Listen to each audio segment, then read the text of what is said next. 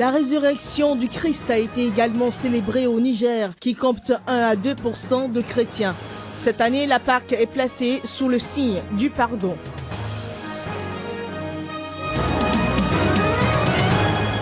Désaccord entre l'exécutif et le pouvoir judiciaire au Bénin. L'Union des magistrats du Bénin décrit les dernières nominations en Conseil des ministres.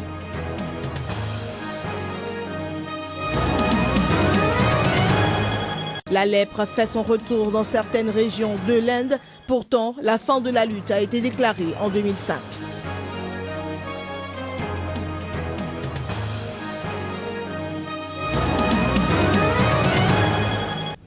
Bonjour à toutes, bonjour à tous. Des milliers de fidèles nigériens ont fêté Pâques à Niamey sous le signe du pardon après les émeutes anti-chrétiens de janvier qui ont fait 10 morts et ont brûlé presque toutes leurs églises. Les manifestations contre la publication d'une caricature de Mahomet en une de l'hebdomadaire français Charlie Hebdo ont viré mi-janvier en émeute anti-chrétienne à Niamey et Zinder.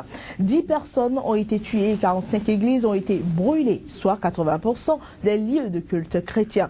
Les conséquences sont pénibles pour de nombreux fidèles qui doivent désormais se réunir sous des tentes ou des structures temporaires en attendant la réhabilitation de leurs églises. Mais l'heure est au pardon par ce temps de Pâques. Paul Wendiam Sanduidi, curé de la paroisse Saint-Gabriel de Niamey. Nous sommes toujours sous le choc. Un pardon donné, mais les événements restent toujours dans le cœur.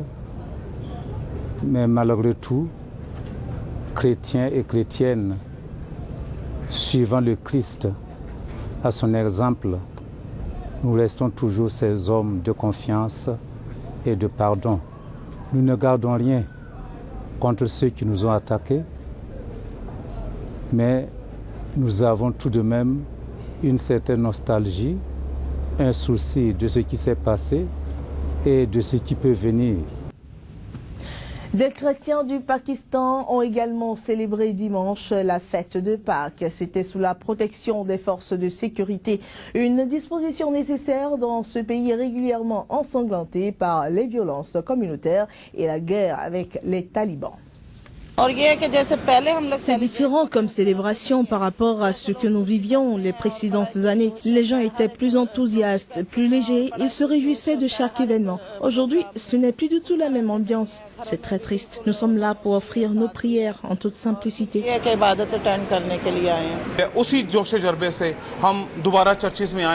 On est revenu à l'église avec le même enthousiasme et on va célébrer Pâques avec encore plus de joie. On est venu avec nos enfants.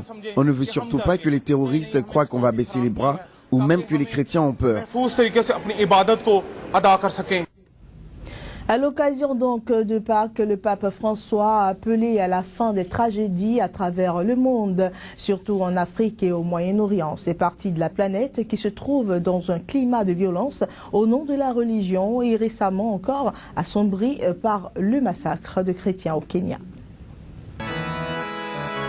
Par un temps pluvieux, visage pâle et sévère, a présidé la messe de Pâques le pape François. C'était sur le parvis de la basilique Saint-Pierre.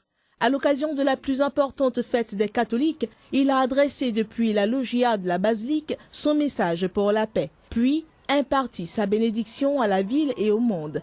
L'un des points forts du message du pape a été axé sur les violences observées dans certaines parties du monde, une atteinte à la laïcité. Énumérant les tragédies, François a relevé qu'un seul motif d'espérance, l'accord cadre conclu le 2 avril à Lausanne entre l'Iran et les grandes puissances sur son programme nucléaire. Il a souhaité que cet accord soit un pas définitif vers un monde plus sûr et fraternel. Nous confions au Seigneur, qui est si miséricordieux, l'accord qui a été conclu à Lausanne pour faire en sorte que ce soit un pas définitif vers un monde plus sûr et fraternel. Pour les victimes des tueries en Afrique, en l'occurrence au Nigeria, au Kenya, aux deux Soudans et en RDC, Georges Bergoglio a souhaité une prière incessante. Nous demandons d'alléger les souffrances de tant de nos frères persécutés à cause de son nom. Également, pour ceux qui subissent injustement les conséquences des conflits, pour ceux qui ont perdu la vie. Je pense aux jeunes qui ont été tués jeudi à l'université de Garissa. Ai giovani uccisi giovedì scorso nell'università di Garissa in Kenya, per quanti sono stati rapiti. Le pape n'a pas manqué d'évoquer la tragédie humanitaire en Syrie et en Irak, devant laquelle la communauté internationale ne peut rester inerte selon lui. A été également mise en relief la violence barbare en Libye. Pour le Yémen, le conflit israélo-palestinien et l'Ukraine, il a lancé des appels à la réconciliation. Et le torchon brûle de nouveau au Bénin entre l'exécutif et le pouvoir judiciaire. À la faveur d'un point de presse de l'UNAMAB, l'Union nationale des magistrats du Bénin, les magistrats ont mis en cause les dernières nominations prononcées par le Conseil des ministres du 27 mars de l'année en cours.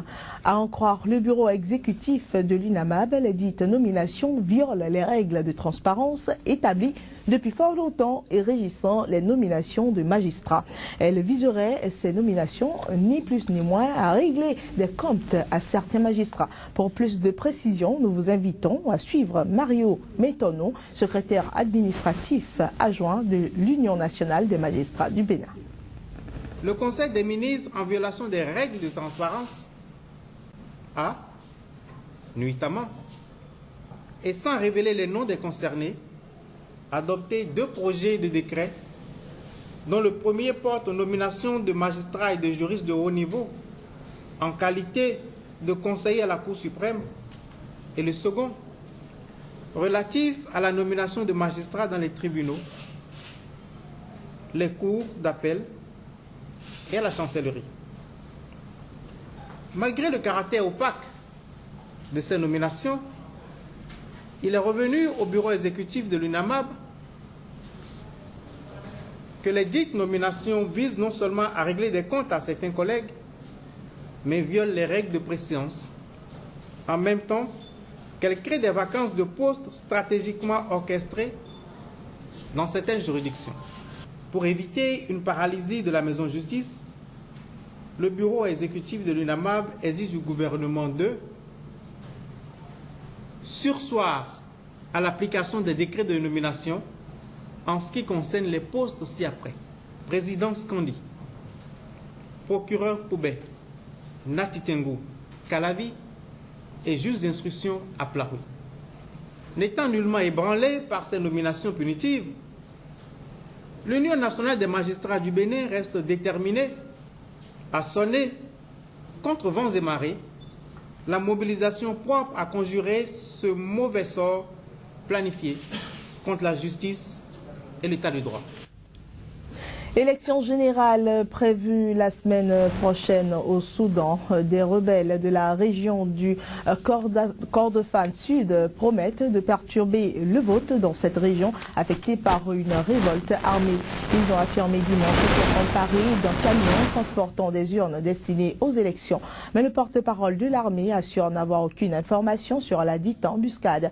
Notons que dans le Kordofan Sud et dans la région voisine du Nil Bleu, les violences ont augmenté au cours du dernier mois. Le ministre soudanais de la Défense a déclaré que l'armée ne permettrait pas aux rebelles d'entraver les élections. Alors que la fin de la bataille contre la lèpre a été déclarée par le gouvernement indien en 2005, la maladie refait surface dans certaines régions du pays. Plus d'une centaine de milliers de lépreux vivent donc dans des colonies ostraciées par la société. Ce sera donc tout pour cette première partie de l'édition. Retrouvez la revue de presse dans un instant.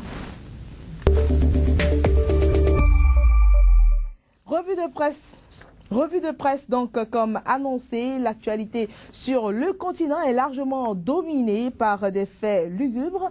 Nous démarrons par le Mali qui est sous le choc de tirs roquettes. Joël, bonjour. Bonjour Claire. Le week-end pascal, Ça s'est très bien déroulé. Okay. Ah oui, c'était ça. L'actualité sur le continent ce lundi de Pâques a été émaillée de faits des plus lugubres aux plus macabres. Nous démarrons très rapidement avec MaliWebNet qui titre « Des roquettes s'abattent sur des civils à Gao ». MaliWebNet, des roquettes s'abattent sur des civils à Gao.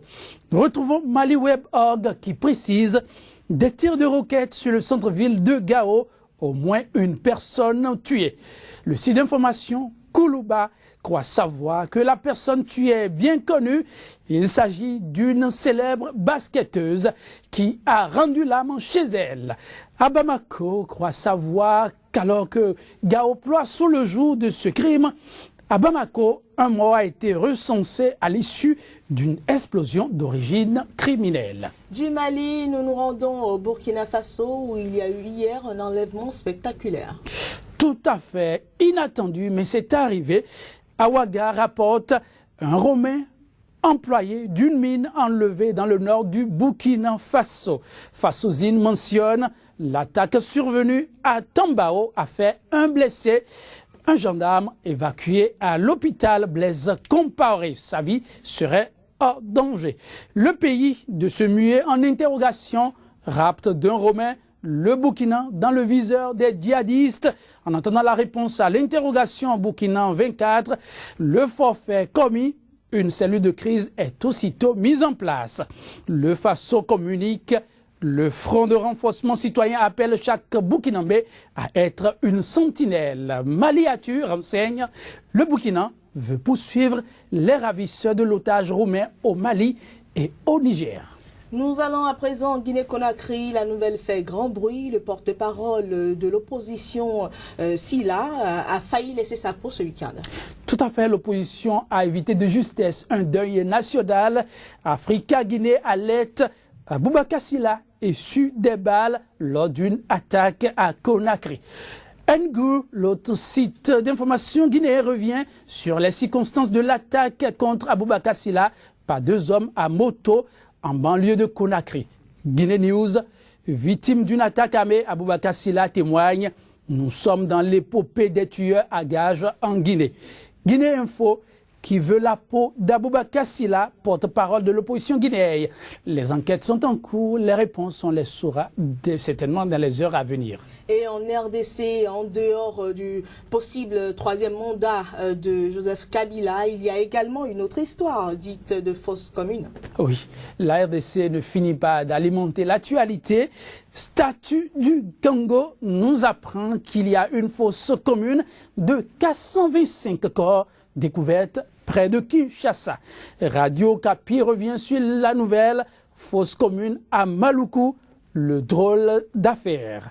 7 sur 7, charnier de 425 cadavres à Maluku, le gouvernement interpellé. Groupe L'Avenir, prétendue fosse commune de Maluku, Évariste Bouchab, il s'agit du ministre de l'Intérieur, dément formellement et invite les experts de l'ONU à l'exhumation des corps.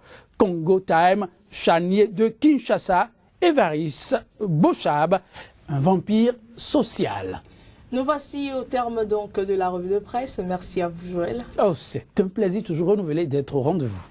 Merci et c'est la fin également de cette édition. Merci de nous avoir suivis.